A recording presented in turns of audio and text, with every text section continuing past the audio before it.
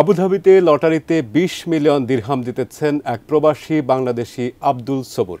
বাংলাদেশি মুদ্রায় যার পরিমাণ ৬৫,১০,০০,০০০ টাকা। বৃহস্পতিবার বিগ টিকিট ড্র নামে এক অনুষ্ঠানে লটারিতে জয়ী আবুল মনসুর আব্দুল সবুরের নাম ঘোষণা করা হয়। পুরস্কার জেতার পর অনুষ্ঠান থেকে আবুল মনসুর আব্দুল সবুরকে ফোন দেন উপস্থাপকেরা। খুশির এ খবর শুনে আনন্দে উচ্ছ্বসিত হন তিনি। পুরস্কার নিয়ে তার পরিকল্পনা সম্পর্কে জানতে চাইলে তিনি বলেন, পুরস্কারের এ অর্থ তিনি তার পরিবারের সহযোগিতায় এবং নিজের ব্যবসা তৈরির স্বপ্ন পূরণে কাজে লাগাবেন। তিনি ১৬ বছর ধরে লটারি টিকিট সংগ্রহ করছেন। আব্দুল সবুর চট্টগ্রামের বাসিন্দা।